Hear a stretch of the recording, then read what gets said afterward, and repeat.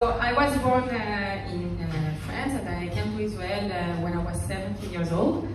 I came on my own without my parents, but I didn't feel alone because I came in the early 90s with about 500,000 of Russians. So I was surrounded by Russians. They were with me everywhere, even at the university. And there were so many Russians at the university that the secretary called me urgently one day.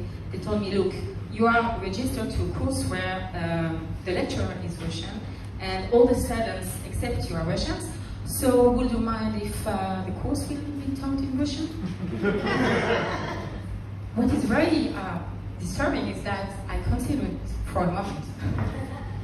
But I think that as a new immigrant, I felt that all the time Israelis were asking me strange questions. For example, I am from Paris. It's not a small village, right? It's the capital of France. There are about 250,000 Jews. So, my Israeli friends, I'm sorry, but no, I don't know your cousin. Named David Levy.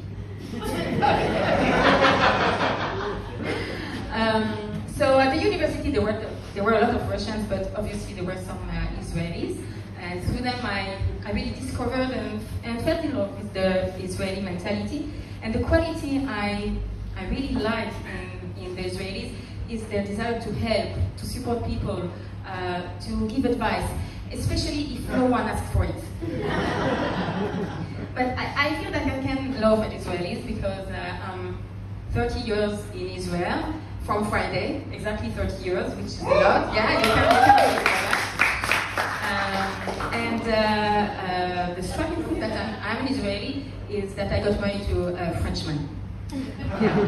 No, what everybody knows in Israel that foreign produce is better, right? So if we are talking about my dear husband, let's continue a little bit, because really the beginning, my husband's beginning was really like a French movie. When we met, I was 33 years old and he was only 22. Yeah. But the gap between us didn't bother us. It didn't bother me because, well, let's be honest, when you are 33 years old single girl, you take whatever you find. And it didn't bother him because he barely knew how to count. But it did bother other people that all the time told me how terrifying will be my life. What? When you will be 50, you will be only 39. And when you will be 60, you will be 71. So, to calm down those nice people, I would modify a little bit the reality and say, yes, but when we met, I didn't think about all that because I was, young, barely 20 years old. Okay, you did the math. Today I'm really trained. If someone comes to me suspicious, look at us and say, tell me, how old are you? Without blinking, I say, together 83. But to be honest, there are some common things with a man younger than me. Besides the fact people think I'm his mother, what is more annoying for me is that sometimes he thinks I'm his mother. But when it happens, it immediately gets punished.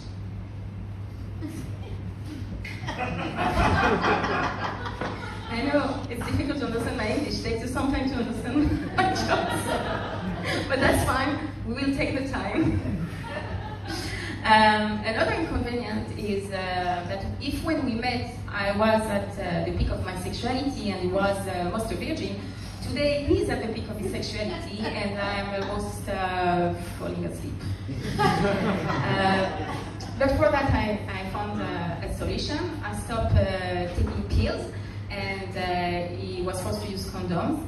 And condom is not just a contraceptive, it prevents the sex itself. It's magical. So if you are not sure about that, I will give you some proof in 2 steps. Step 1, frequency of the sex decreases drastically because my husband says that he doesn't enjoy it, and I say that at least now it is balanced. Step 2, he understands that this is what it is and has to get used to it. But every time I see him digging in the drawer, I know he's looking for a condom, and it gives me enough warning time to fall asleep.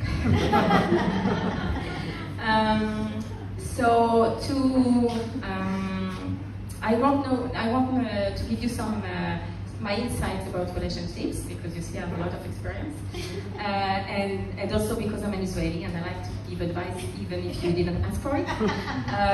So my insight in relationships is that relationships are like one.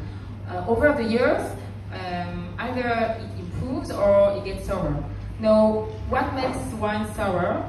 Too much oxygen. So, ladies, don't let your man breathe.